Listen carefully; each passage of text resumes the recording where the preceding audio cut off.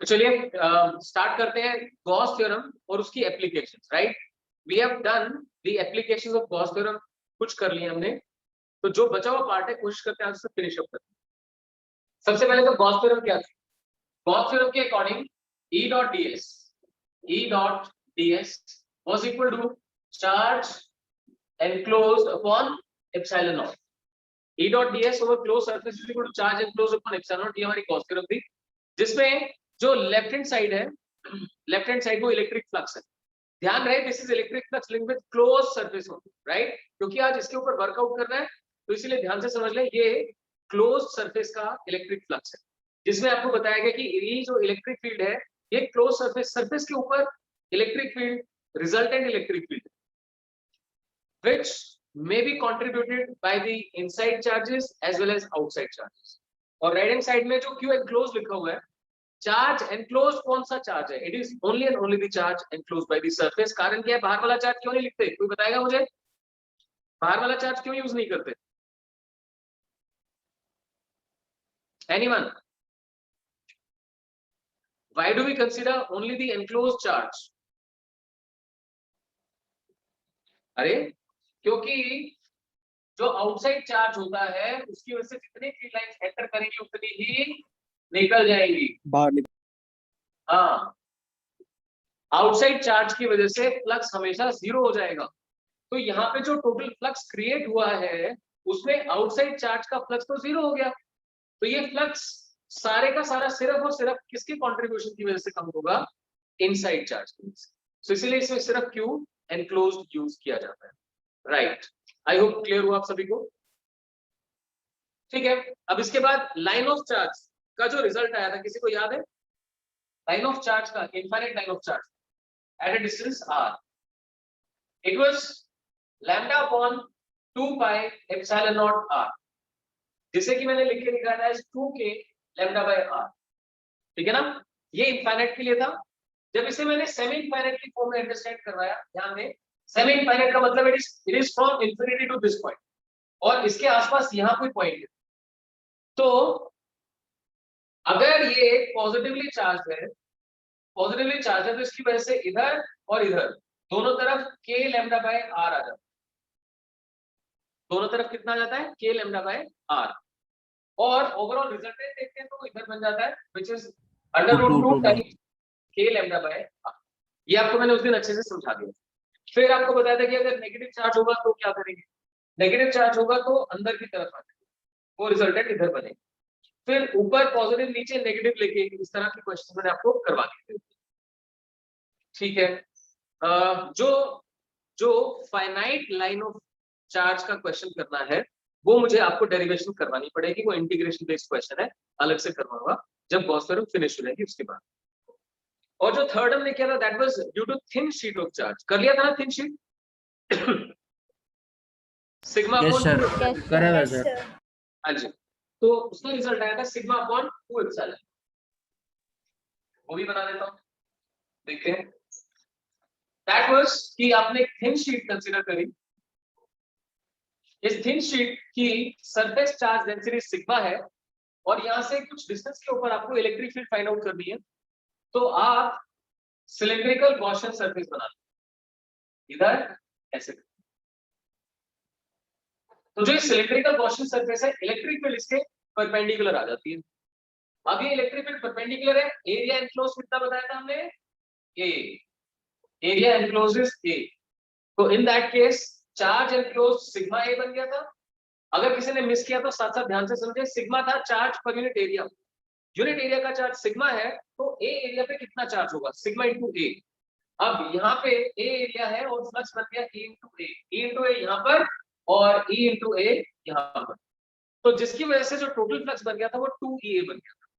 जब आपको ये सब क्लियर हो जाता है, अच्छा यहाँ पे एक बात और ध्यान रखना, जो आप गॉसियन सरफेस चूज कर पाते हैं वो तभी कर पाते हैं जब आपको ऑलरेडी इलेक्ट्रिक फील्ड के बारे में थोड़ा बहुत आइडिया होता है।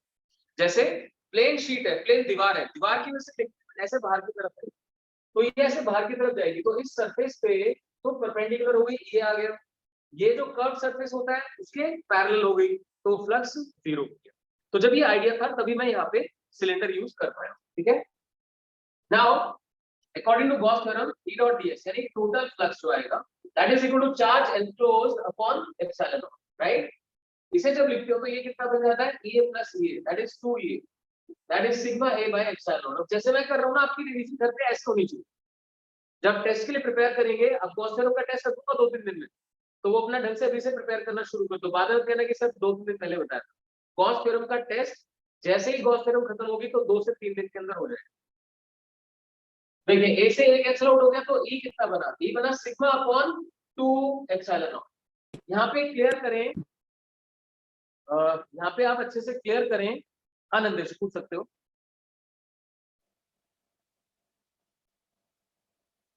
नंदेश आप पूछ सकते हो। डिस्कनेक्ट हो गया शायद। क्या हो रहा था? डिस्कनेक्ट हो गया सर, वो शायद उसका कनेक्शन प्रॉब्लम है। कोई बात नहीं, मैंने दोबारा से कनेक्ट कर दिया। आपको कोई प्रॉब्लम तो नहीं आ रही ना सुनने में, देखने में? थोड़ी बहुत ही ना बीच में आपकी वो। अच्छा चलो देखते हैं। जब मैं बोर्ड की तरफ मुड़ता हूँ तब हल्का फुल्का हो सकता है, अदरवाइज इस टाइम तो कोई दिक्कत नहीं आती ना। नहीं अब नहीं है सर। No sir. देखिए आपको ये समझना है कि यहाँ ये जो result E is equal to sigma upon 2 epsilon naught है, ये किस चीज का रिजल्ट है और कब? सर आवाज नहीं आ रही आपकी। हाँ जी चलिए वापस देखिए। आपको ये क्लियर होना चाहिए कि जो सिग्मा अपॉन 2 एप्सिलॉन नॉट का रिजल्ट है, ये रिजल्ट कब वैलिड होता है। ये रिजल्ट थिन शीट का मतलब है जैसे कि शीट ऑफ चार्ज, यानी हमने जस्ट ए एरिया लिया है बट सर ये तो पूरी शीट है, बाकी एरिया तो कवर नहीं हुआ, ठीक है कोई बात नहीं। इसी का मैं क्लियर करता हूँ कनिष्का आपको कि कैसे आप गॉस थ्योरम अप्लाई करते हैं उसे समझिए। ये एक शीट ऑफ चार्ज है, इसकी वजह से हम मान सकते हैं कि इलेक्ट्रिक फील्ड ऐसे बाहर की तरफ, राइट, बाहर की तरफ है। अब आप कोई भी एरिया चूज कर सकते हैं, सारी शीट को कवर नहीं करना, कोई भी एरिया चूज कर सकते हैं, उसके अकॉर्डिंग आंसर आता है। देखो अगर आप ये एरिया छोटा लेने के बजाय बड़ा लेते तो भी उसको ए ही लिखते ना, तो भी तो चार्ज सिग्मा इनटू ए ही आता ना, तो भी रिजल्ट सेम आता। तो that does not make any difference. Similarly जो आपने लाइन ऑफ चार्ज कंसिडर करी, ध्यान देना, आपने जो लाइन ऑफ चार्ज कंसिडर करी थी उसमें भी आपने एल लेंथ पिक करी। अब वो L length 1 centimetre, 1 metre, 2 metre, 10 metre कुछ भी हो सकती है। बस एक ही चीज की क्लैरिटी है कि जो लेंथ, ओवरऑल लेंथ है ना इनफाइनाइट, उसके कंपैरिजन में कम होनी चाहिए, ताकि आप इलेक्ट्रिक फील्ड को जैसा सोच रहे हैं वैसा आप कंसीडर कर पाए। ठीक है तो देखते हैं यहाँ पर मैं प्रॉपर्ली ऐसे सोच सकता हूँ। हाँ कनिष्का आप ध्यान से सुनना, अगर मैं इसके एजेस के क्लोज चला जाऊंगा तो इलेक्ट्रिक फील्ड सीधी नहीं होगी। मैं एक बार ड्रॉ करके दिखाऊं आपको। यहाँ पर तो मैं सोच सकता हूँ कि इलेक्ट्रिक फील्ड ऐसे है, लेकिन एजेस में इलेक्ट्रिक फील्ड ऐसे जाए, राइट। क्यों मुड़ जाएगी? क्योंकि अगर पॉजिटिव शीट है तो पॉजिटिव से आउटवर्ड्स हर तरफ लाइंस निकलेंगे, तो ये इलेक्ट्रिक फील्ड ऐसे पहुंचेगी।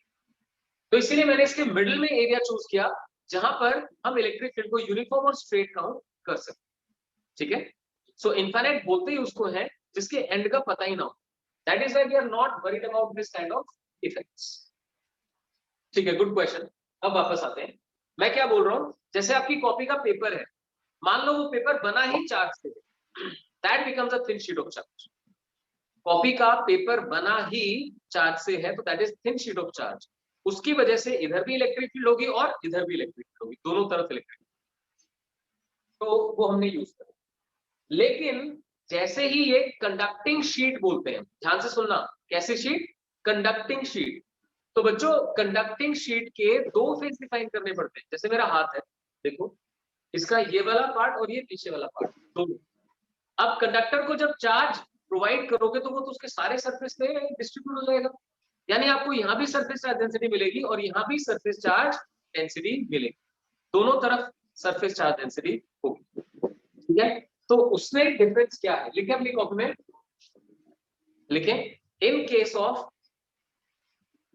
Of conducting sheet of charge,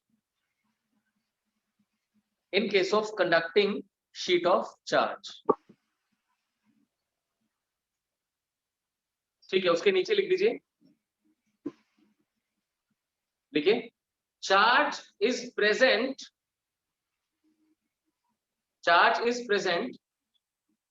on both the faces. Charge is present on both the faces, and hence Q enclosed is, अब आप देखना यहाँ पे क्लियर आ रही है सर। नंदीश अपना इंटरनेट कनेक्शन ठीक कर पाई। हाँ जी क्रिश, क्लियर आ रही है आवाज आपकी। ठीक है। नंदीश कह रहा था ना ये मतलब कट रही है। कोई नहीं, बोलो मत, देखते जाओ। देखिए Q enclosed, अब यहाँ देखिए, आप जब इस शीट को कंसीडर करोगे, इस शीट का उधर वाला फेस और इधर वाला फेस दोनों पे सिग्मा कंसीडर होगी, तो उधर भी सिग्मा है, इधर भी सिग्मा है, यानी टोटल चार्ज एनक्लोज कितना हो गया, 2 सिग्मा ए। यही एक इंपॉर्टेंट चीज है जो अलग समझ। थिन शीट के केस में it was sigma A. In case of conducting sheet आपको दोनों तरफ के फेसेस कवर अप करने हैं, कंसीडर करने हैं, तो बन जाता है ट्वाइस ऑफ सिग्मा ए। तो देखो, जैसे हम इंटीग्रेट करेंगे, आप यहां से लिखना शुरू करें, लिखिए अकॉर्डिंग टू गॉस थ्योरम,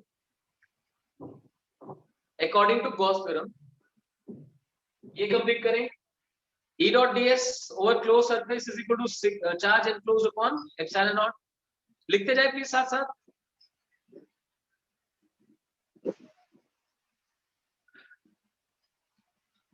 फिर नेक्स्ट, अब ये बन गया 2EA, exactly this is 2EA equal to यहां देखो, चार्ज अब हमारा सिग्मा ए नहीं है, 2 sigma A, so it becomes twice of sigma a, तो जिसकी वजह से 2 भी कैंसिल आउट हो जाएगा। 2 कैंसिल आउट हो गया तो रिजल्ट कितना रह गया, सिग्मा अपॉन एप्सिलॉन नॉट। तो न्यूमेरिकल्स के पॉइंट ऑफ व्यू से, कॉन्सेप्चुअल क्वेश्चंस के पॉइंट ऑफ व्यू से ये चीज बहुत ज्यादा इंपॉर्टेंट हो जाती है। अगर हम थिन शीट कंसीडर कर रहे हैं, नॉन कंडक्टिंग शीट कंसीडर कर रहे हैं, तो रिजल्ट होगा सिग्मा अपॉन 2 एप्सिलॉन नॉट। अगर हम कंडक्टिंग शीट कंसीडर कर रहे हैं तो उसमें दोनों तरफ चार्ज होगा, इसीलिए charge enclose twice of sigma A बन जाएगा, जिसकी वजह से electric field sigma upon epsilon naught आ जाएगा। अब आप बता सकते हैं, किसी कुछ समझ ना आया हो तो पूछ सकते हैं, फाइन, ठीक है। तो इसके ऊपर बेस्ड क्वेश्चन करते हैं हम लोग। बनाइजर, किसी का माइक ऑन है क्या, है ना? प्लीज ध्यान रखिए कि आपका माइक बीच में ऑन ना हो। ऐसे कंसीडर करें, ये मैं 2 शीट्स कंसीडर कर रहा हूं, 2 शीट्स हैं, थिन शीट्स,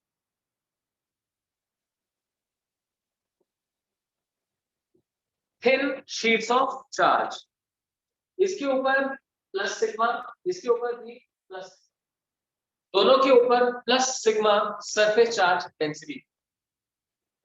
अब हम 3 पॉइंट्स पिक करते हैं, ए बी सी। एक्चुअली क्या होगा, जैसे ये 2 शीट्स बन गई, दोबारा देखो, सपोज कीजिए ये 2 शीट्स बन गई, है ना? एक इधर का रीजन, इस शीट से बाहर का, एक इन दोनों के बीच का रीजन, और एक इसके बाहर का रीजन। हमें 3 रीजन कंसिडर करते हैं। तो देखिए, दोनों पॉजिटिव शीट्स हैं, हम जानते हैं पॉजिटिव चार्ज की इलेक्ट्रिक फील्ड आउटवर्ड्स होती है। सो अगर आप ए पॉइंट को चूज करेंगे तो ए के ऊपर इसकी इलेक्ट्रिक फील्ड आउटवर्ड्स, इस पॉइंट के ऊपर भी इसकी इलेक्ट्रिक फील्ड आउटवर्ड्स। मानते हैं यहां पे कोई किसी को प्रॉब्लम, इसकी वजह से यहां पे इलेक्ट्रिक फील्ड आउटवर्ड्स, इसका अब यहां पे आउटवर्ड्स राइट में बनेगा, और इस पॉइंट पे भी आउटवर्ड इधर बन जाएगा, ठीक है? तो समझते जाएं, नॉट टफ। अगर मैं थिन शीट कंसीडर कर रहा हूं तो एक कंट्रीब्यूशन कितना, सिग्मा अपॉन 2 एप्सिलॉन। तो इसका ये तीनों कंट्रीब्यूशन बन गए सिग्मा अपॉन 2 एप्सिलॉन। अब देखिए, जो ये वाली सेकंड शीट है, ये फर्स्ट थी, सेकंड शीट का कंट्रीब्यूशन भी बी का डाउनवर्ड्स या अपवर्ड्स क्यों नहीं? देखिए कनिष्का, बी तो रीजन है, शीट ऐसे है, देखो ये जो आपको लाइन दिखाई दे रही है, लाइन नहीं है ये, ऐसे शीट है। इसे साइड से देखेंगे तो आप देख सकते हैं एक लाइन की तरह दिखाई देगा। तो इसकी फील्ड ऐसे बाहर की तरफ की होगी, देख सकते हैं ऐसे बाहर होगी, ऐसे नीचे नहीं हो सकती। It has to be outwards. These are thin infinite sheets कह सकते हैं, लॉन्ग शीट्स कह सकते हैं। तो फिर देखें पॉजिटिव शीट की जो फील्ड होगी वो आउटवर्ड्स, इधर भी आउटवर्ड्स, इधर भी आउटवर्ड्स और इधर भी outwards. Can you see that? तो जो मैंने ब्लैक से बनाई वो मैंने सेकंड शीट की वजह से इलेक्ट्रिक फील्ड बनाई, क्योंकि ये पॉजिटिव है तो ये भी आउटवर्ड्स होनी चाहिए। सो आउटवर्ड्स आउटवर्ड्स आउटवर्ड्स। पहले तो बताएं क्या जो मैंने एरो लगाया उसमें किसी को डाउट है? एनीवन? सर ये बीच वाला समझाओ। हाँ बीच वाला क्लियर कर देता हूँ। देखो ध्यान से, इसका आउटवर्ड इधर बनेगा, इसका आउटवर्ड इधर बनेगा, दिस साइड। तो इसकी वजह से राइट में और इसकी वजह से लेफ्ट में। आपको ना राइट लेफ्ट नहीं सोचना, आपको आउटवर्ड इनवर्ट सोचना है। तो इसका आउटवर्ड इधर और इधर, इसका आउटवर्ड इधर और इधर। आई होप क्लियर हुआ आपको? Yes sir. अब इलेक्ट्रिक फील्ड देखिए, जो ए पॉइंट है, ए पॉइंट के ऊपर जब आप इलेक्ट्रिक फील्ड फाइंड करने जाएंगे तो क्या आएगा? किसी भी एक का contribution sigma upon 2 epsilon naught है, तो दोनों का कंट्रीब्यूशन मिला के कितना हो गया? Sigma upon epsilon naught, sigma by epsilon not हो गया। अब बात आती है डायरेक्शन की, तो हम एक काम करते हैं, इसे आई कैप कंसीडर कर लेते हैं। अगर ये राइट में आई कैप है तो लेफ्ट में क्या आएगा? Minus i cap. माइनस आई। तो आप क्लियरली देख सकते हैं, समझ सकते हैं कि जो इलेक्ट्रिक फील्ड आई वो आ गई minus of sigma upon epsilon naught I cap. Hope it's clear to all of you, right? अब देखिए बच्चों, बी पॉइंट पे चलते हैं। ये तो थी electric field at A, now electric field at B. दोनों तरफ सिग्मा अपॉन 2 एप्सिलॉन नॉट हो गया, तो आंसर कितना हो गया? Big zero. तो it comes out to be zero. ठीक है, अब इसके राइट साइड में देखते हैं electric field at C. Electric field at C, C point पे दोनों फिर से सेम डायरेक्शन, तो sigma upon 2 epsilon naught plus sigma upon 2 epsilon naught makes it sigma upon epsilon naught I cap. Answer is sigma upon epsilon naught. कौन सी direction में? आई cap. बिल्कुल सही कह रहे हैं, I. So that is it. तो जो हमने सीखा इनफाइनाइट थिन शीट के लिए, उसकी एप्लीकेशन आ गई। एप्लीकेशन ये थी कि दो शीट्स हैं भाई, 3 रीजन्स बना दिए, इन रीजन्स के अंदर आपको इलेक्ट्रिक फील्ड फाइंड आउट करनी है। यहाँ पे देखिए तो सिग्मा अपॉन एप्सिलॉन नॉट आ गई, यहाँ देखिए तो जीरो आ गई, यहाँ देखिए तो फिर से sigma upon epsilon not. Positive sheets थी तो बाहर की तरफ। आई होप आप सभी ने कर लिया। अब इसमें एक इंपॉर्टेंट चीज ऑब्जर्व करनी है, तो क्या है? अगर दोनों शीट्स पॉजिटिव हैं तो उनके बीच में, ये जो बीच वाला रीजन है, यहाँ पे इलेक्ट्रिक फील्ड कितनी हो गई? लाइक प्लेट्स के बीच वाले रीजन में कोई इलेक्ट्रिक फील्ड नहीं है। क्लियर बच्चों? ठीक है, अब नेक्स्ट क्वेश्चन। नेक्स्ट क्वेश्चन में this sheet is plus sigma, this sheet has density minus sigma. करें शाबाश। अच्छा, अगर दोनों को नेगेटिव करता तो चेंज क्या आता? यहाँ पे आउटवर्ड्स की बजाय इनवर्ट्स माइनस आई कैप, यहाँ भी आउटवर्ड्स की बजाय inverts that is I cap. तो यहाँ पे आई कैप बन जाता है, यहाँ पे माइनस आई कैप, अंदर जीरो ही रहता अगर दोनों नेगेटिव होती तो। अब मैंने चेंज किया है कि एक को पॉजिटिव और एक को नेगेटिव। इस कॉन्फ़िगरेशन के बेसिस पे अब आपको इलेक्ट्रिक फील्ड फाइंड आउट करनी है। मैं आपको 1-2 मिनट का टाइम देता हूँ, आप करिए, फिर मैं एक्सप्लेन करूँ। ठीक है, आप लोगों ने लगभग ट्राई आउट कर लिया होगा। नेगेटिव शीट की वजह से इनवर्ट्स दोनों तरफ से अंदर की तरफ, तो यहाँ से इनवर्ट्स ये बना, यहाँ से इनवर्ट्स ये बना और यहाँ पर इनवर्ट्स ये। क्या आप सबको क्लियर है? सेकंड शीट की फील्ड इधर भी inward, I am repeating it again and again, give stress on inward outward. इसके लिए ये इनवर्ट, इधर से इनवर्ट, इधर से। और जो दूसरे वाली शीट है हमारी पॉजिटिव, उसकी वजह से आउटवर्ड्स। आउटवर्ड्स मतलब यहाँ भी आउटवर्ड, यहाँ भी आउटवर्ड और यहाँ भी आउटवर्ड। आप ऐसा नहीं सोच सकते कि शीट की फील्ड मतलब लेफ्ट में है कि राइट में, सिर्फ आउटवर्ड या इनवर्ड सोचें, उसके according left right. So this becomes the combination. अब overall electric field find out करनी है। ए पॉइंट के ऊपर बेसिस पे दोनों कैंसिल कर दो, तो जीरो जीरो। ठीक है ना? Yes yes sir. सर। ऐसे ही सी के ऊपर देखो, दोनों sir case sigma by epsilon not. ये भी 0 बन गई। हाँ सर। फिर इसका आउटवर्ड का मतलब क्या है? जैसे मेरा फेस है, इससे आउटवर्ड ये है, मेरा पाम है, इससे यहाँ पे आउटवर्ड्स, राइट? इसके इधर देखोगे तो आउटवर्ड लेफ्ट में बनेगा, और इसके राइट में देखोगे तो आउटवर्ड राइट में बनेगा।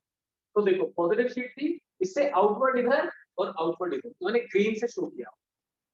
Hope it's clear. सर ये पॉइंट पे एक बार दोबारा बता दो, समझ नहीं आई। ए पॉइंट देखो अपना से, पॉजिटिव शीट की वजह से ग्रीन, पॉजिटिव की वजह से ग्रीन आउटवर्ड्स, और नेगेटिव की वजह से ब्लैक इनवर्ड्स। That's it. आप यहां नहीं सोचना इनवर्ड, इसके अकॉर्डिंग सोचना है।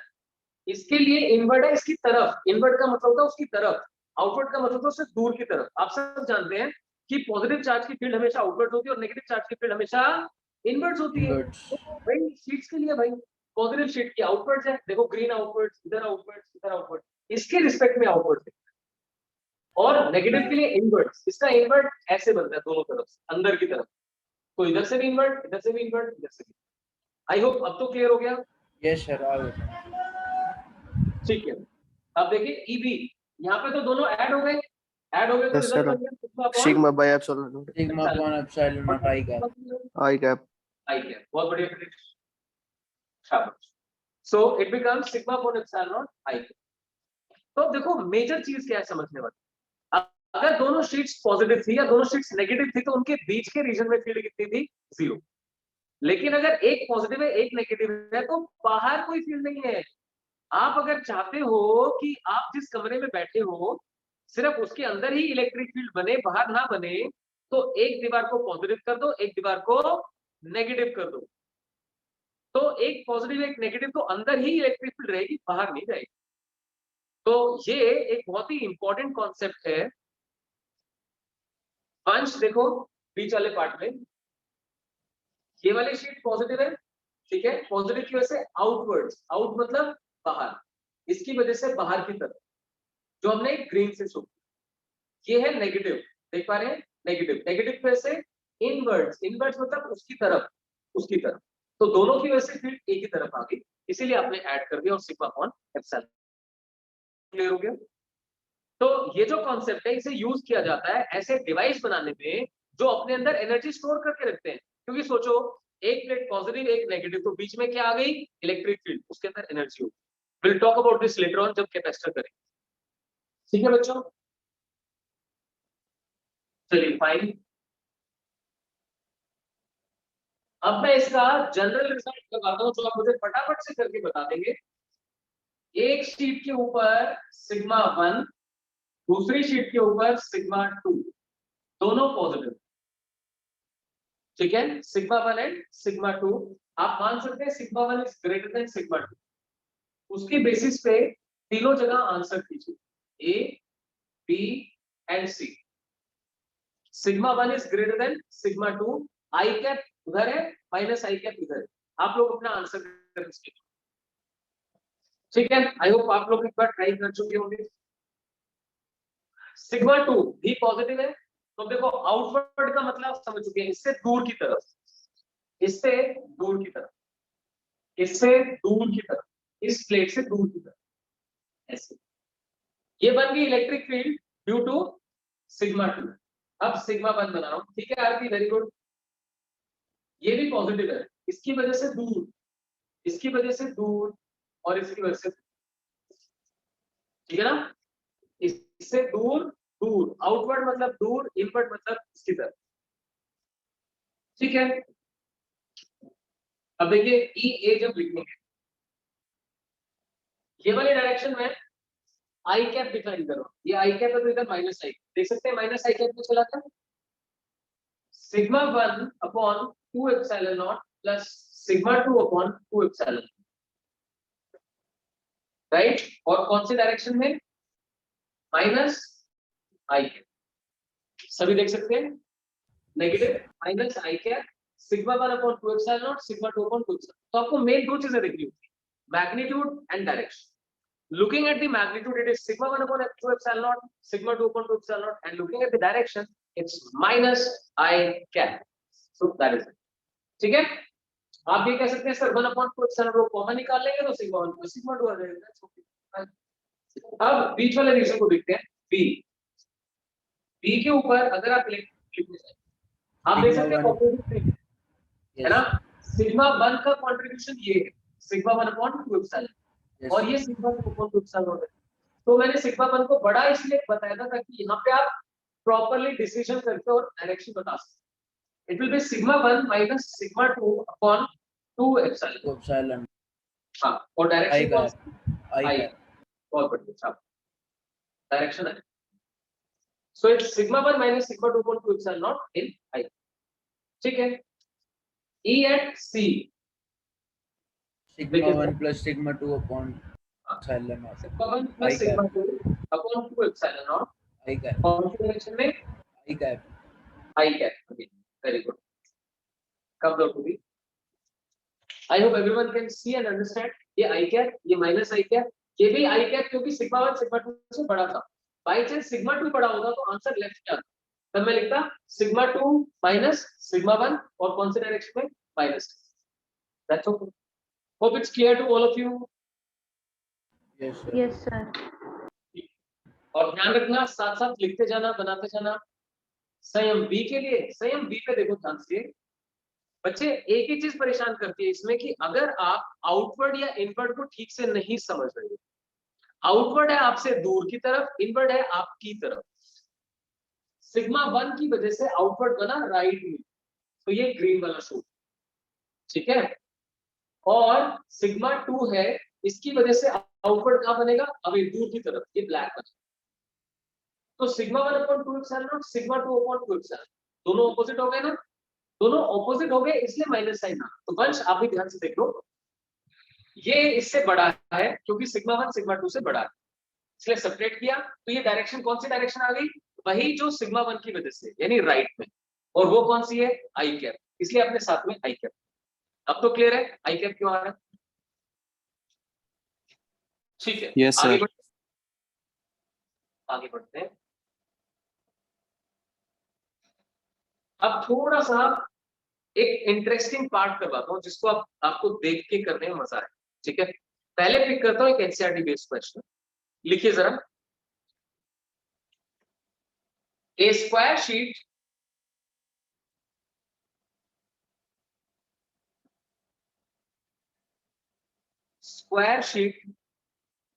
of side A square sheet of side A sir repeat करने का square sheet of side A has a charge Q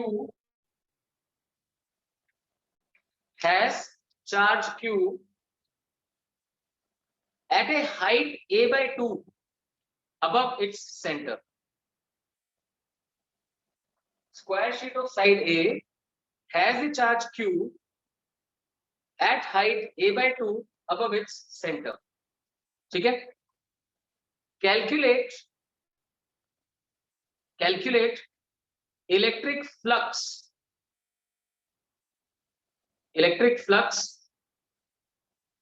linked with surface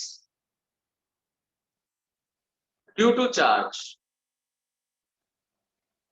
Calculate electric flux linked with surface due to charge. Charge की वजह से surface को flux कितना cross करेगा। अब देखिए फ्लक्स निकालने में हम electric field multiplied by area कर लेते हैं अगर इलेक्ट्रिक फील्ड परपेंडिकुलर हो। यहाँ पे सोचने की कोशिश करो जैसे मेरा ये हाथ है ना और इसके सेंटर से ऐसे ये बना दिया ये चार्ज है। इस चार्ज की फील्ड बिल्कुल सेंटर में तो सीधी जाएगी लेकिन बाकी जितने पॉइंट्स होंगे ऐसे टेढ़ी जाएगी राइट टेढ़ी जाएगी और यहाँ से डिस्टेंस इंक्रीज होता चला जाएगा। देखो डिस्टेंस भी इंक्रीज हो रहा है। इसकी वजह से इलेक्ट्रिक फील्ड की डायरेक्शन भी रेंडमाइज हो गई और मैग्नीट्यूड भी चेंज हो गई। ऐसे में तो फ्लक्स निकालना बहुत मुश्किल हो जाएगा। तो काफी डिफिकल्ट एक इंटीग्रेशन बेस्ड क्वेश्चन ये बन जाएगा। अब उसका सॉल्व करने का आसान तरीका क्या है अगर हम किसी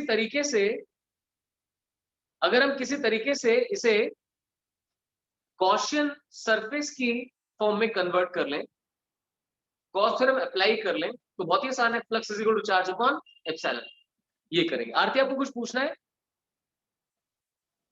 No, sir. Aarti do you want to ask anything? No, sir. ठीक है, चलिए सुने ध्यान से। एक्सक्यूज मी सर, हाँ जी बोलिए। सर वैसे अगर हम इसको इंटीग्रेशन से करेंगे तो लिमिट्स मार को 0 से लेके √2 मतलब नहीं a वो बाय √2 लेने। एलिमेंट सुनो तो, वो एलिमेंट चूज होगा उसके बाद पता चलेगा। मैं बोल रहा हूँ हमें डिफिकल्ट तरीका करना ही नहीं, हमें बहुत आसान तरीके से करेंगे। क्यों करें इंटीग्रेशन, क्यों, क्या जरूरत पड़ी? अगर हम जिस रूम में आप बैठे हो वहीं पे इस प्रश्न को क्रिएट कर लें। जहां पे आप बैठे हो आपका जो फ्लोर है, मान लो वो एक square surface, floor square surface है, और ये सेंटर में, बिल्कुल सेंटर में चार्ज क्यू है। अगर मैं आपको बोलूं कि मुझे यहाँ पर एक गॉसियन सरफेस बनाना है, तो आप कैसा बनाएंगे गॉसियन सरफेस? स्फेरिकल, सिलिंड्रिकल या क्यूबिकल? क्यूबिकल। हर कोई समझ पाएगा, राइट? सिमेट्रिक होना चाहिए, तो इसीलिए हम क्या करते हैं, यहाँ पर एक क्यूबिकल गॉसियन सरफेस बनाते हैं। मैं साथ साथ बनाता हूँ, देखिए हाइट ले लेते हैं एक पर्टिकुलर, ऐसे आप भी साथ साथ बनाते जाइए।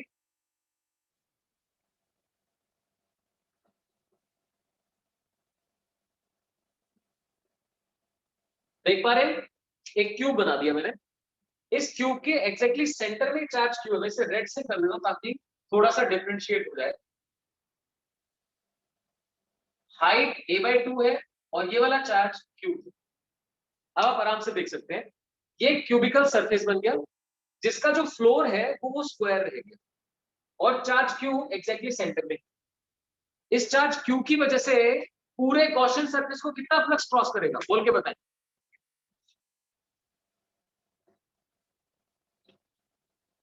गॉसियन सरफेस जो कि Q by है, उसको टोटल कितना फ्लक्स क्रॉस करता है? Q by epsilon not. अरे समझो यार, जहां बोल सकते हो वहां पे तो कवर अप करो ना उसको। हाँ ठीक कह रहे हो आदित्य, हमने क्यू चार्ज को पूरी तरह से एनक्लोज कर दिया, तो उसकी वजह से फ्लक्स कितना आएगा? Q by epsilon not. अब वो जो क्यू बाय एप्सिलॉन नॉट है वो सारी वॉल्स, फ्लोर, रूफ सबको कवर कर रहा हूँ। अच्छा ये बताओ क्यूब के कितने फेसेस होते हैं? how many faces are there? 6 faces। और आप देख सकते हो चार्ज सेंटर में है, अगर ये चार्ज सेंटर में है तो 6 के 6 फेसेस को इक्वली लिंक कर रहा होगा, तो किसी भी एक फेस पे कितना हो जाएगा? 1/6। अब ये मेरे साथ लिखते जाइए, write down,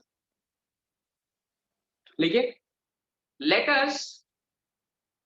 let us draw a cubical Gaussian surface. Let us draw a cubical Gaussian surface such that the square surface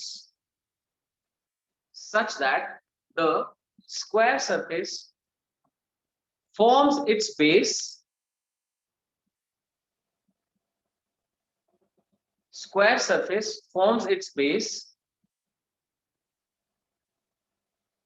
and charge q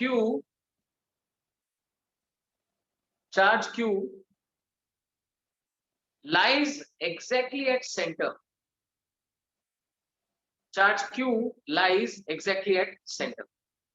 Fine. This square surface forms a base and charge lies exactly at the center. अब लिखें,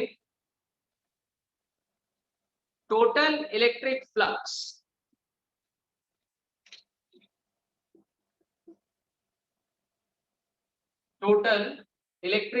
कितना हो गया? Q by epsilon not. Total Q by epsilon not हो गया। Just imagine कि आप इस कमरे में उसमें सेंटर में चार्ज रखा हो, उसकी वजह से फ्लक्स निकल।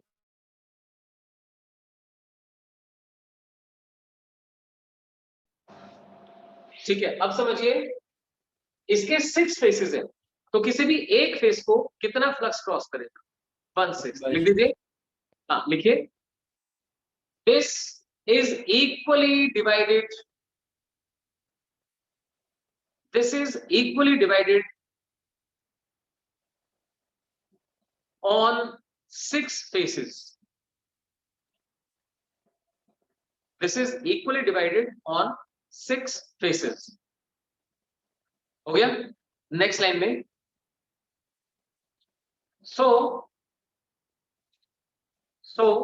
electric flux linked with the square surface. Electric flux linked with square surface. तो आंसर आ गया 1/6 times q by epsilon naught. 1/6 times q by epsilon. I hope clear हो रहा है आप लोगों को? तो ये ना अभी 3-4 क्वेश्चंस चलेंगे ऐसे, आपको मजा आएगा अगर आप ध्यान से करेंगे तो। जब पूरे कमरे के सेंटर में एक चार्ज था तो total flux q by epsilon naught cube का बन गया, हर एक फेस का उसका 1/6 बन गया। ठीक है, नेक्स्ट क्वेश्चन। नेक्स्ट क्वेश्चन देखिए, now consider the charge to be placed. Now consider the charge to be placed at the center of one face.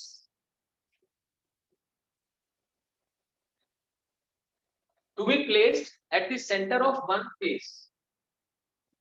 जैसे ये फेस है, इस फेस के सेंटर पे यहाँ क्यू चार्ज रखते हैं। Place at the center of one face. लिखिए calculate flux linked with the cube. Flux linked with the cube. तो रिपीट कर देता हूं। गुड। ये जो क्यूब है, इस क्यूब के एक फेस पे आपने एक क्यू चार्ज रख दिया। इस क्यू चार्ज की वजह से इस क्यूब को कितना फ्लक्स क्रॉस करेगा? हम लगाना चाहते हैं गॉस थ्योरम। आपको ना ये सीखना पड़ेगा कि कहां पे गॉस थ्योरम अप्लाई की जा सकती है और कैसे की जा सकती है। जब भी कोई क्वेश्चन लगे कि तो बहुत ही डिफिकल्ट इंटीग्रेशन का क्वेश्चन है, तो मतलब वहां पे इंटीग्रेशन करना ही नहीं है।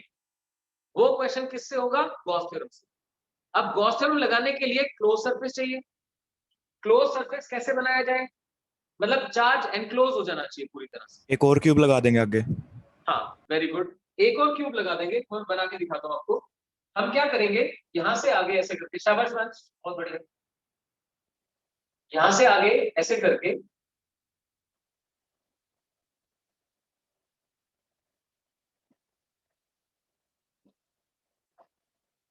ये लीजिए, एक और क्यूब लगा दो इसको लेकर, बन गया। तो जैसे ये क्यूब था, उसके साथ साथ बराबर में एक और क्यूब लगा दिया। अब दोनों क्यूब्स ने इस क्यू चार्ज को एनक्लोज कर दिया। जैसे ही चार्ज एनक्लोज हो गया, तो अब इसका जो फ्लक्स है वो बन गया Q by epsilon not. Q by epsilon not. लेकिन क्यू बाय एप्सिलॉन नॉट तो दोनों क्यूब्स के लिए है ना। एक अकेले क्यूब के लिए कितना हो गया? आधा, यानी half of Q by epsilon not. So please write down, लिखिए जरा। देखिए, now the charge is enclosed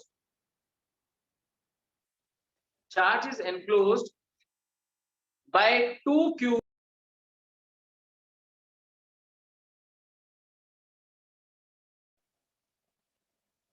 देखिए प्लीज, हम लिख रहे थे कि 2 cubes are required to enclose the charge। तो लिख दें hence flux linked with 1 cube, flux linked with 1 cube। Sir एक बार दोबारा रिपीट कर दो। Now charge is enclosed bye, कोई बात नहीं। Now the charge is enclosed bye 2 cubes। 2 cube चाहिए थे, enclosed by 2 cubes। Hence, flux linked with each cube is half. Flux linked with each cube is half of q by epsilon। Half of q by epsilon naught। ठीक है, done. चलो अब आपने centre वाले charge से देख लिया और ये फेस वाले चार्ज से देख लिया। अब चलते हैं एज के सेंटर पे। नेक्स्ट क्वेश्चन, एक्सक्यूज मी देखिए सर। नाउ कंसीडर, आपका माइक ऑन है, सर मैं एक सवाल पूछना था। आप पूछो पूछो। अगर हमने उसका अभी तो हमने उसका फ्लक्स लिंक्ड विद क्यूब बताया, अगर हमने उसी का flux linked with each surface बताना है तो इंटू 1/5 होगा या 1/6 होगा? गुड क्वेश्चन, मैं आने वाला हूँ वैसे इस क्वेश्चन पे बाद में। आपने पूछा तो मैं यहाँ पे कोशिश करता हूँ आंसर करने की। देखो अगर ये चार्ज आपने यहाँ पे रखा तो ध्यान देना, अगर इस चार्ज की वजह से किसी फेस के ऊपर लाइंस पैरेलल हो जाती हैं तो वहां फ्लक्स जीरो है, बाकी सारे फेसेस में वो डिवाइड होगा। तो क्या होता है, जैसे ये वाली जो बॉल है बीच में दिख रही है, ये वाली बॉल, इस बॉल में तो इसकी इलेक्ट्रिक फील्ड ऐसे पैरेलल हो जाएगी हर तरफ। तो जो ये सिक्स्थ बॉल है या फर्स्ट बॉल है, इसमें कोई फ्लक्स नहीं बनेगा। अब इसकी वजह से फ्लक्स बनेगा सिर्फ 5 फेसेस पे, 1 2, इधर वाला 3, उधर वाला 4 और सामने वाला 5। तो आप सही कह रहे हैं, उसके इसमें 5 फेसेस पे ही फ्लक्स बनेगा, एक फेस पे जीरो फ्लक्स। ठीक है, आगे देखिए। इन केस हम इस एक्सक्यूज मी सर। हाँ जी, सर आपने फिफ्थ फेस जो बताया वो कहाँ पे होएगा? फिफ्थ केस जब कौन सा था? जो सर अभी प्रॉब्लम दी थी ना आरती ने, तो आपने फिफ्थ बताया उसमें, मतलब अभी 5 में लेना ना। जो आरती ने पूछा वो क्वेश्चन ये था कि जो आपने फेस के सेंटर में चार्ज रखा था, फेस के सेंटर में, उस चार्ज की वजह से क्यूब का तो फ्लक्स निकाल लिया सर, लेकिन क्यूब की बजाय अगर फेसेस के ऊपर बताना होता तो कैसे करते? तो मैंने ये बताया कि जिस सर जैसे आपने बता दिया कि यहाँ पे पैरेलल हो गया तो वो 0 हो जाएगा, और मतलब 5 फेसेस पे बता, वो 5वां कौन सा होगा सर? 5 फेस, 5, अरे एक क्यूब के 6 फेस होते हैं, एक ही तो हटाया तो 5 बचे। नहीं, आप जिस रूम में बैठे हो उस रूम में कितनी वॉल्स हैं? 4 वॉल्स हैं और एक छत है और एक फ्लोर है, तो 6 हो गए। आप एक दीवार अगर कंसिडर कर रहे हो तो 3 दीवारें बच गई, एक छत और एक फ्लोर बच गया, राइट? ठीक है सर। तो देखिए ओके नेक्स्ट क्वेश्चन पे हम रख रहे हैं इसे at the centre of H. लिखिए next part, in case charge be placed, in case charge be placed at the center of edge, center of edge, ठीक है, ये गिवन है। अब इसका फ्लक्स निकालना है, तो कोई बताए कितने क्यूब्स की जरूरत पड़ेगी? 4। बिल्कुल सही, 4 सर क्यूब्स की जरूरत। 4, तो देखिए जरा यहाँ पे, आप जैसे 1/4 Q by epsilon not. 2 cubes रख दीजिए, ये दोनों बनाए हैं, इधर 2 क्यूब्स रख दीजिए, टोटल कितने हो गए? 4 क्यूब्स। तो चारों क्यूब्स ने मिलकर इसे एनक्लोज कर लिया, total flux Q by epsilon not. एक क्यूब को कितना जाएगा? 1/4। लिखिए जरा, लिखिए। नाउ 4 क्यूब्स आर रिक्वायर्ड, अब आपको अपने आप समझ में आने लगेगा। 4 cubes are required to enclose the charge, 4 cubes are required to enclose the charge. पंच देखो, एक क्यूब ये है, दूसरा क्यूब ये, राइट? इसके एज के बिल्कुल बीच में आपने क्यू चार्ज रख दिया, तो ये ऊपर ऐसे दिखाई देगा ना। आप चाहते हो इसे बिल्कुल बीच में लेके आना, तो एक क्यूब इसके ऊपर रख दिया, एक क्यूब इसके ऊपर रख दिया, तो 1 2 3 4, चारों क्यूब्स के बिल्कुल बीच में आ गया charge. That is called charge enclose हो गया। तो अब इसकी वजह से हमने लिखा 4 cubes are required to enclose the charge. Done? अब टोटल फ्लक्स तो वही बनना है, Q by epsilon नॉट, लेकिन हमें एक क्यूब का बताना है, तो एक क्यूब का कितना हो गया? 1/4। लिख दीजिए। Now electric flux linked with each cube, electric flux linked with each cube equal to 1/4 times times q Q upon by epsilon naught. 1/4 times Q by epsilon. So that is, ठीक है। अब चले आगे। जैसे आरती ने क्वेश्चन पूछा था वैसे ही अब यहाँ पे फिर चलते हैं। इस क्यू चार्ज की वजह से कितने फेसेस में फ्लक्स जीरो होगा? इस क्यू चार्ज की वजह से एक क्यूब के कितने फेसेस में फ्लक्स जीरो हो जाएगा? Sir, 5. हाँ कृष बोलो कितने? सर 5 में एक में रहेगा ना और सर? भी आंसर अच्छा, करना चाहता है? एज वाले की वजह से सर। हाँ सर इस फिर 4 में की हो वजह जाएगा से- सर, 4 में। ठीक है वेरी वेरी गुड। तो अब कोई बोलेगा नहीं, सिर्फ सुने प्लीज। इसकी वजह से फ्लक्स जीरो कहां होगा? हम एक क्यूब की बात कर रहे हैं। एक क्यूब के 6 फेसेस हैं।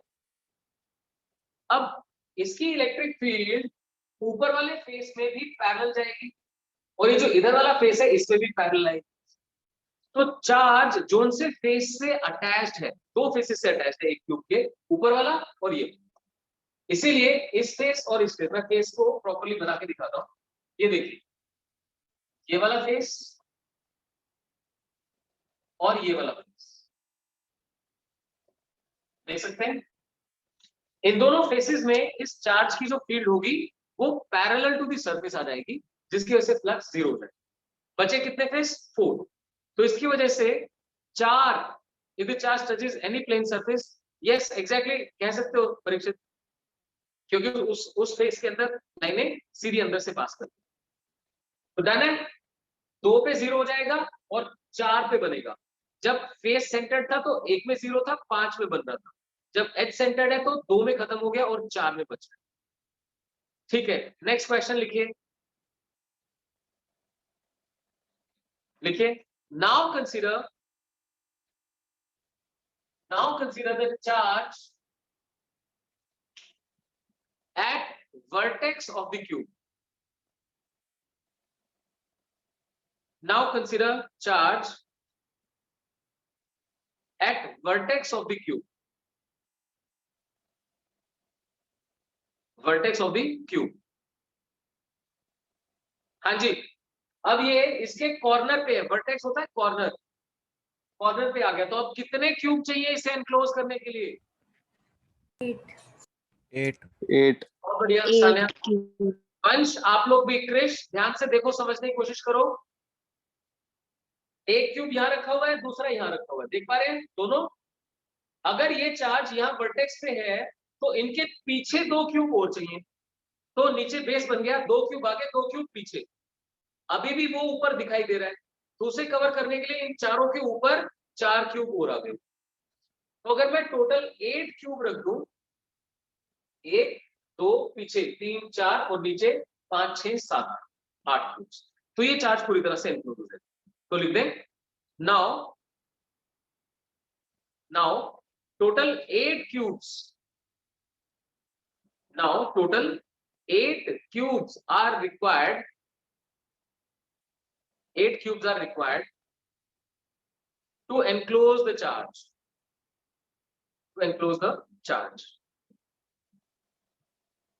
ठीक है? So रिपीट करना सर एक बार। now 8 cubes are required to enclose the charge. 8 cubes are required to enclose the charge. So electric flux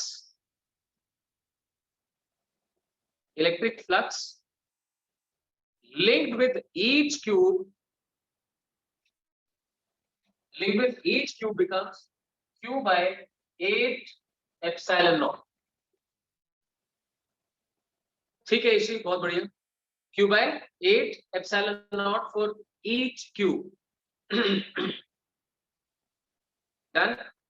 चलो आरती, आपने बताना है इस चार्ज की वजह से कितने फेसेस में, एक क्यूब के कितने फेसेस में फ्लक्स जीरो हो जाए? क्यू की वजह से कितने फेसेस में फ्लक्स जीरो हो जाए? ट्राई करें। 3 फेसेस में, बहुत बढ़िया। ये चार्ज, ये कोना जिस जिस फेस से अटैच्ड है, जिस जिस फेस से अटैच्ड है उसमें फ्लक्स जीरो हो जाएगा। जैसे देखिए इसकी वजह से ऊपर वाले में जीरो, इधर वाले में जीरो, ऐसे ही दोनों के पीछे जो फेस होगा वहां पे जीरो। तो आप जिस कमरे में बैठे हैं वहां कोने की तरफ देखेंगे तो उस कोने को आप देखोगे 3 फेसेस टच कर रहे हैं, उन तीनों में लाइनें सीधी बनाई जा सकती, तो तीनों में फ्लक्स हो गया जीरो। सो लिख दीजिए, देखिए here flux linked with, here flux linked with 3 faces forming this vertex. Flux linked with 3 faces forming this vertex is zero. Is zero. And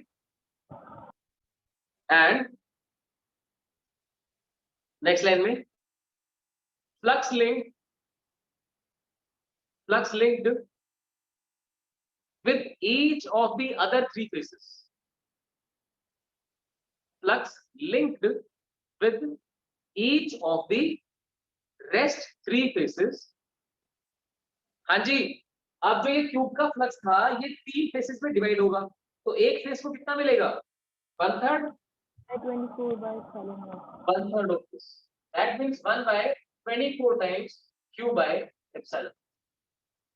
ये एक प्रीवियस ईयर क्वेश्चन था जो अभी अभी हमने कि अगर वर्टेक्स पे चार्ज रख दिया जाए तो एक फेस से कितना फ्लक्स लिंक करें, तो 3 फेसेस से तो होगा ही नहीं, बचे हुए 3 फेसेस पे सिमेट्रिकली जाएगा, इक्वली डिवाइड करेगा, तो Q by 24 epsilon. I hope आपको ये इमेजिनेशन करके मजा आया होगा। अब इसे ओवरऑल दोबारा से देखा जाए, अगर सिर्फ स्क्वायर सरफेस था और सेंटर में चार्ज Q रखा था तो उसके लिए आपने क्यूबिकल सरफेस इमेजिन किया, total flux Q by epsilon नॉट, हर एक फेस में Q by 6 epsilon। फिर आपने फेस के सेंटर पे रखा, फेस सेंटर के अंदर 2 क्यूब की जरूरत पड़ी, हर एक क्यूब से Q by 2 epsilon। फिर आपने एज की सेंटर पे रखा तो आपको 4 क्यूब की जरूरत पड़ी, 2 नीचे 2 उनके ऊपर, Q by epsilon नॉट 4 में डिवाइड हो गया। फिर आपने वर्टेक्स पे रखा, आपको 8 क्यूब की जरूरत पड़ी और Q by epsilon not 8 cube में डिवाइड, 8 पार्ट्स, राइट? डन है?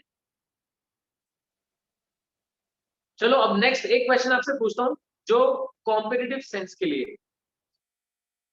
ऐसा है कि एक सिलेंडर बनाते हैं, सिलेंडर, राइट? इस सिलेंडर के बीचों बीच अगर मैं एक लाइन कंसीडर करूं, ध्यान देना, एक लाइन कंसीडर करूं ऐसे, लेंथ L, और इस लाइन के ऊपर यहां से यहां तक का चार्ज Q है, समझना ध्यान से, यहां से यहां तक का चार्ज Q है, तो ये इस सिलेंडर में टोटल कितना फ्लक्स बनाएगी? Q by epsilon not. अब मैं अगर आपको बोलूं कि यहां से ऐसे ये रीजन कंसीडर कर लीजिए, ऐसे ध्यान देना, ऐसे करके रीजन कंसीडर,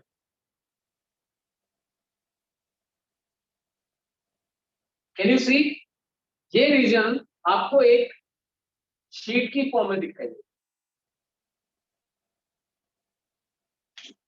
एक शीट की फॉर्म में दिखाई देगा, जो मैं यहां से भी ड्रॉ कर देता हूं। ये एंगल थीटा, इधर भी थीटा, क्लियर है? ये मैंने एक शीट बनाई है जो क्या है, जैसे सिलेंडर था ना, सिलेंडर को आपने एक शीट से ऐसे कट कर दिया हो, जैसे ये आपने ऐसे शीट रख दी इसके पार, राइट? इस शीट को लाइन से कितने डिस्टेंस पे रखा? सपोज कीजिए परपेंडिकुलर डिस्टेंस d ले लो, परपेंडिकुलर डिस्टेंस d के, तो इस Q चार्ज की वजह से इस शीट को कितना फ्लक्स क्रॉस कर रहा होगा ये बता। तो अब हम घुसे हैं कॉम्पिटिटिव पार्ट के अंदर, थोड़ा सा ध्यान से देखते जाना, ध्यान से देखते जाना। आप अपने आप को इमेजिन कर लीजिए कि एक सिलिंड्रिकल रूम के अंदर आप हैं, सिलिंड्रिकल रूम, और उसमें एक किसी ने ऊपर से एक शीट लाके ऐसे इस वाले पार्ट में रख दी, ऐसे रख दी। शीट के दोनों जो एंड्स हैं वो यहाँ सेंटर पे थीटा एंगल बनाना, और यहां से यहां तक का चार्ज क्यू है। इस क्यू चार्ज की वजह से इस शीट को कितना फ्लक्स क्रॉस करेगा। ठीक है, लिखिए क्वेश्चन, लिखिए। Consider a cylindrical surface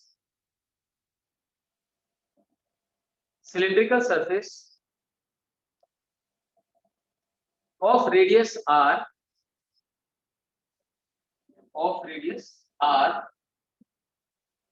such that an infinite line of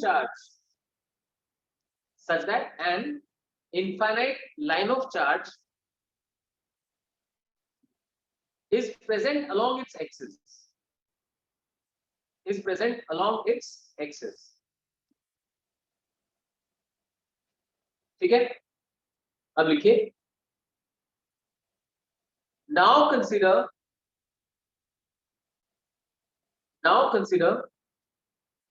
section of this cylinder.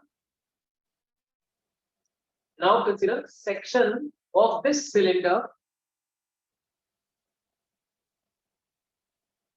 which subtends angle theta at the axis. Now consider section of this cylinder which subtends angle theta on the axis. हो गया? अब लिखिए, calculate electric flux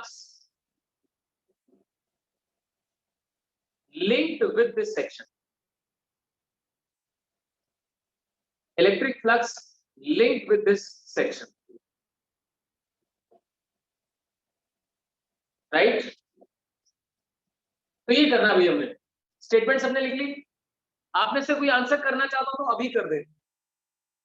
infinite line of charge है, इसकी linear charge density lambda मान लेते हैं, तो जो क्यू बनेगा, क्यू कितना आ जाएगा, lambda L.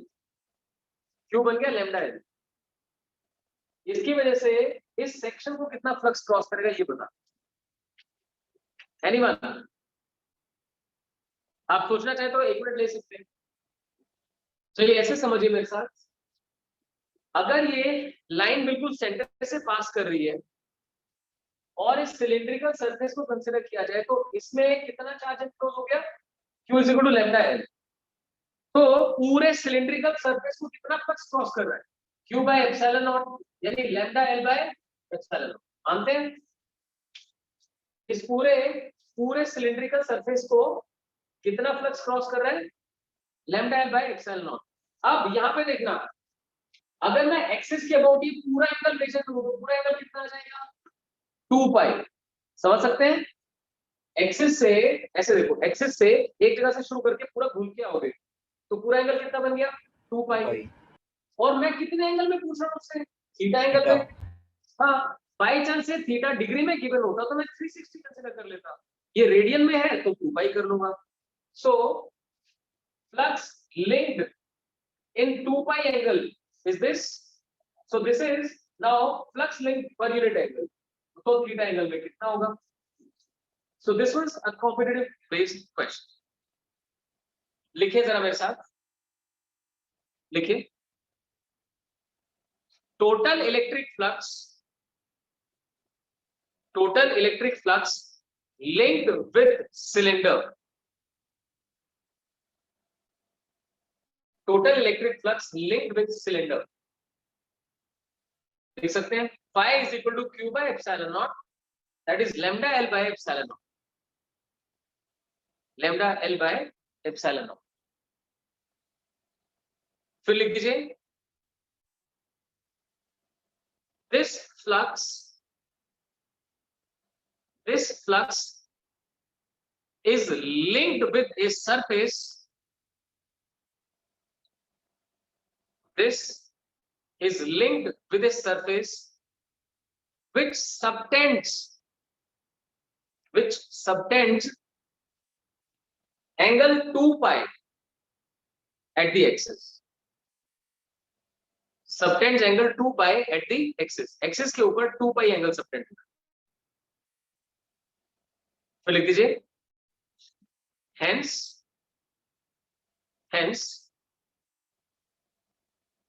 flux linked with the required section.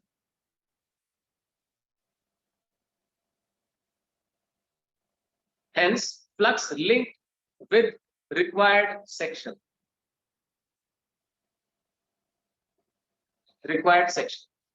तो ये आंसर लिख दीजिए flux per unit angle into the angle. हाँ जी, आया समझ में आप लोगों को? देखो ये कुछ ऐसे क्वेश्चंस है जिनमें हल्का सा इमेजिनेशन आपको हमेशा रिक्वायर्ड रहेगा। मैं एक पेपर लेके आपको एक्सप्लेन करूँ। तो आप देख सकते हैं जैसे हमने ये सिलेंडर बनाया, इसके सेंट्रल एक्सिस पे ये पूरा 2 पाई एंगल बनाता है और जितना सेक्शन हमें चाहिए, ऐसे सपोज मेरी फिंगर्स है यहाँ पे, वो थीटा एंगल बनाता है। तो 2 पाई में lambda L upon epsilon not, तो यूनिट एंगल में कितना? Lambda L upon epsilon not divide by 2 पाई। तो यूनिट एंगल में इतना आ गया तो थीटा एंगल में कितना आएगा? सो मल्टीप्लाइड बाय थीटा डाल। So that was the explanation. I hope अब तो आप लोगों को क्लियर हो ही गया होगा। ये क्वेश्चन दो तरीके से आ सकता है। पहला तो जैसा मैंने अभी आपको कहा, और दूसरा ध्यान देना, दूसरा एकदम से चेंज होने वाला है क्वेश्चन। क्वेश्चन ये है कि एक शीट है, ध्यान देना, एक शीट है जिससे डी डिस्टेंस के ऊपर एक लाइन ऑफ चार्ज है। डी डिस्टेंस के ऊपर लाइन ऑफ चार्ज, इस इनफाइनाइट लाइन ऑफ चार्ज है। इस इनफाइनाइट लाइन ऑफ चार्ज की वजह से जो इसके एंड्स का एंगल बनता है वो कितना बनता है? थीटा। तो आपको बताना है इस इनफाइनाइट लाइन ऑफ चार्ज की वजह से इस शीट को कितना फ्लक्स क्रॉस करेगा, जबकि लेंथ कितनी है? एल है, क्योंकि वो तो गिवन होनी चाहिए, तभी तो चार्ज निकल पाएगा ना। अब मैं क्वेश्चन एकदम चेंज कर रहा हूं। एक शीट है जिसकी लेंथ एल है और जिसका डिस्टेंस डी है। इस लाइन ऑफ चार्ज की वजह से इसको कितना फ्लक्स क्रॉस करेगा? Infinite line of charge. तो आप क्या सोचेंगे? आपको यहां बनाना पड़ेगा गॉसियन सरफेस। आप सोचेंगे सिलेंडर के बारे में जो इसके दोनों एंड्स को टच कर रहा होगा ऐसे।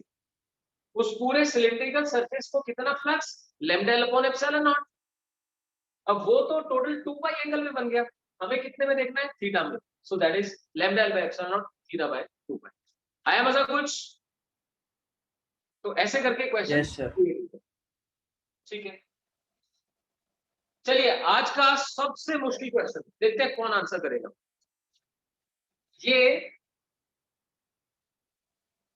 ध्यान दें, ये एक आर रेडियस की का सरफेस है, डिस्क मान सकते हैं, आर रेडियस की डिस्क है और इसके बीचों बीच ऐसे लैम्डा लीनियर चार्ज डेंसिटी की इनफाइनाइट लाइन ऑफ चार्ज पास कर रही है। लिखिए क्वेश्चन, क्वेश्चन लिखिए। An infinite line of charge, infinite line of charge having linear charge density lambda, having linear charge density lambda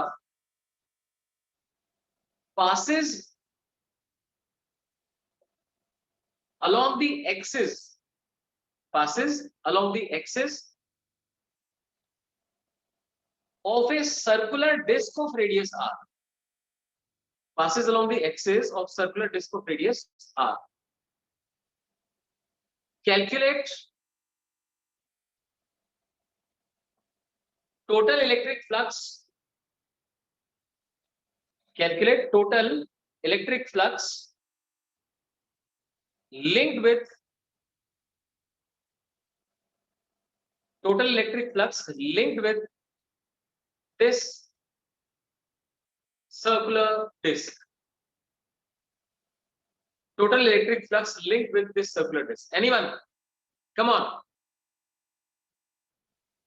question पे रिपीट करता हूँ, circular disc है जिसकी रेडियस r है, डिस्क है पूरी ऐसे, और उसकी एक्सिस के along lambda linear charge density की एक इनफाइनाइट लाइन ऑफ चार्ज पास कर रही है, इसकी वजह से इसको कितना फ्लक्स लिंक कर रहा है, एनीवन?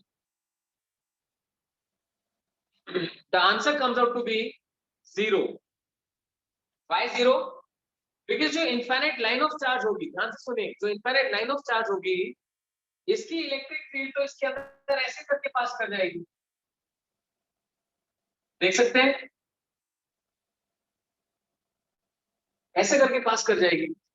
सो अगर ये इस तरीके से पास कर जाएगी तो ये तो सरफेस के पैरेलल हो गई, सरफेस के पैरेलल होगी तो फ्लक्स कितना हो गया? 0। Hope it is clear? मजा आया आपको इस क्वेश्चन में? Infinite line of charge having linear charge density lambda, axis के अलोंग है डिस्क के, ठीक है, वेरी गुड। जब लगे तो आपको आंसर करना चाहिए। लिखे प्लीज, लिखे please. As the electric field due to line of charge, as the electric field due to line of charge is parallel to the surface of disk, is parallel to the surface of disk, comma, hence electric flux linked is 0. Hence electric flux linked is 0. Done? चलिए, that was all for today.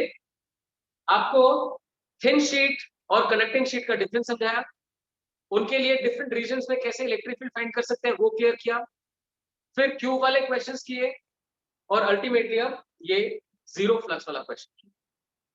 ठीक है बच्चों, अभी आज के लिए इतना ही। तो आज मैं आपको होमवर्क सेंड कर रहा हूँ, वो अपने घर से करना। Thank you.